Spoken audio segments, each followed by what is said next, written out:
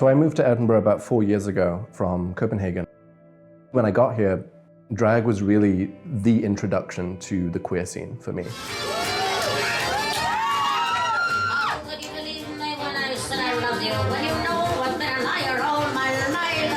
Drag is sort of this art form of identity, in a way. Because beyond just like, here's my performance art piece, whatever, even if it's just a pop song, often, it's a sort of taking on and a reappropriation, in a way, of the misery that a lot of queer people feel.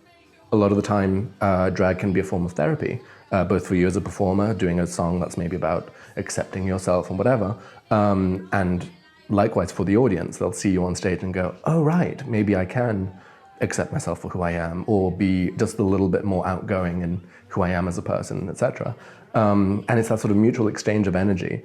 So I think it's a really important space for young queer people to have, essentially, just this moment of true representation, and not just a gay actor in a movie or a trans character in a TV show or anything. It's like, this is a real person who's really similar to me and has gone through some kind of similar struggle to me, on stage, owning their truth and looking, most of the time, gorgeous doing it, essentially. When lockdown really came into force, of course, there was a moment of, oh God, what am I going to do? My whole career's over, da-da-da-da-da. And then after about a week of that, it was like, oh right, we can do online stuff. Instagram lives and YouTube shows and cabaret, sort of Twitch shows and stuff like that. And it has been incredible to see how drag queens all across the world have sort of adapted to that and have started doing like amazing numbers, you know, a little green screen and some determination, and they're just doing incredible stuff.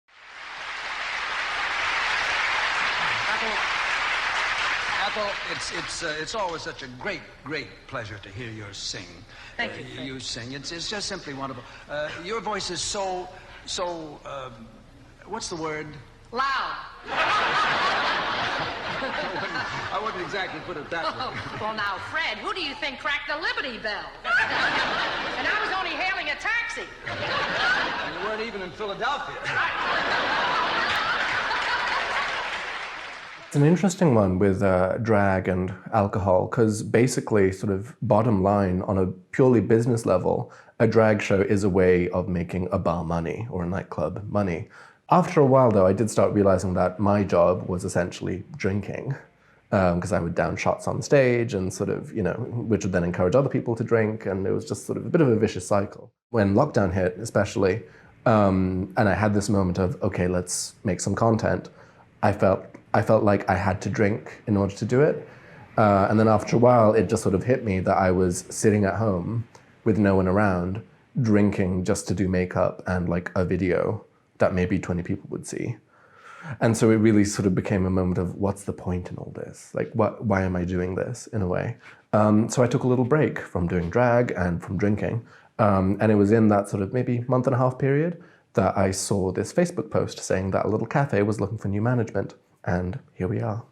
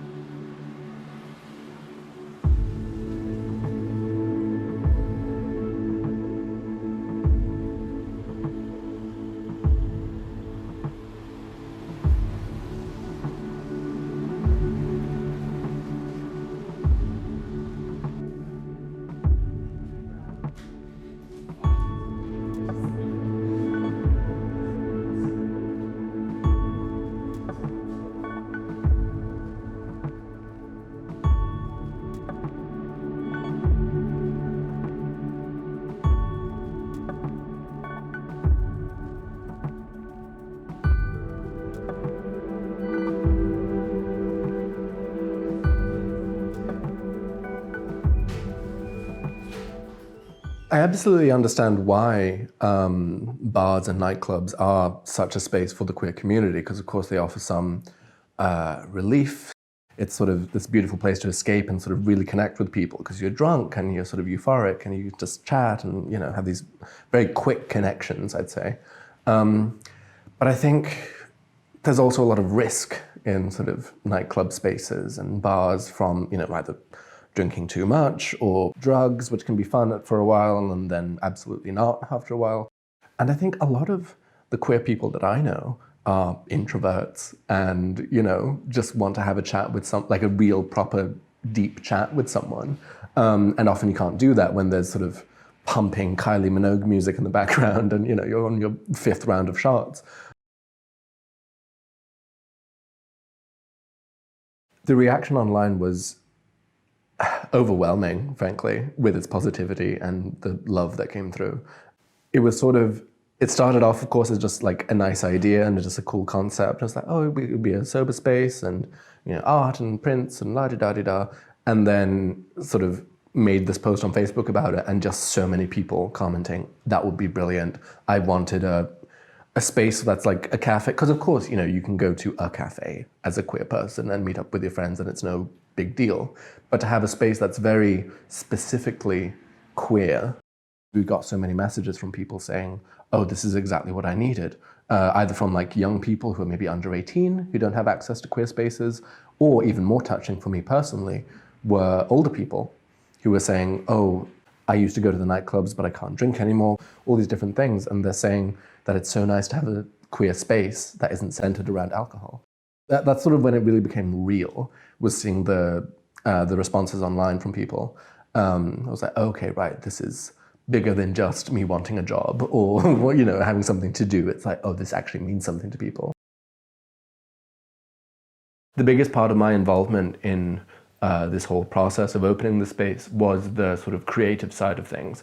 From my network, from my own creative experiences, I wanted to sort of give a platform for queer artists because I know firsthand how difficult it is to get that very often. Both in our shop space where we sell pieces and prints by local up-and-coming queer artists. I know that money is tough, especially these days, but even before lockdown, it's tough for queer artists to actually make any kind of profit off their own work. So that was a central piece of the whole concept. As we have this little basement space with a low ceiling, but it's cozy enough, I thought, why not have monthly exhibitions? In October, we had Remigiusz, who is this amazing Polish painter who showed his exhibition Traumatica, all about growing up queer in Poland. These quite dark paintings moved into hope and activism because he also included protest signs. He was very involved in the protests against what's happening in Poland now, from encroaching on LGBT+ rights to the abortion ban. I also used the gallery space to give tarot readings. I started learning about the tarot around the same time that I started doing drag, so the two very much went hand in hand for me.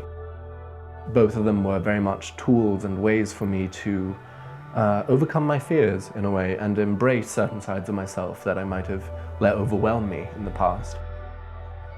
The tarot for me is a tool of self-discovery.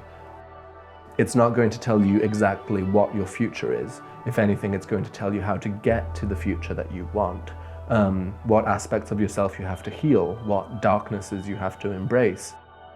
I once read that the best way to predict the future is to create it, and that's very much what the tarot means for me.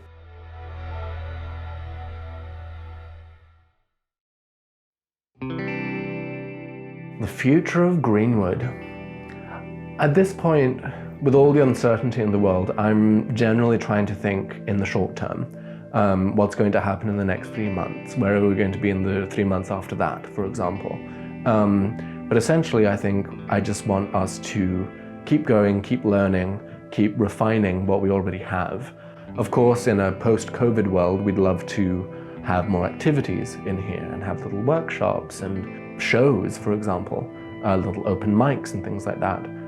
For now, of course, with all this uncertainty regarding the pandemic, we'll see what we can do. And I think if we can stay open, considering all the things happening in the world, from the pandemic to Brexit, etc., it'll be amazing if we can just stay open. Even if we do end up shutting in 3 months, 6 months, whatever it is, we'll still have shown that there's more to the world than the disaster that's happening everywhere. If we can at least focus once again on our inner power and the little things that we do have control over, friendships, community, we'll all be in a better place.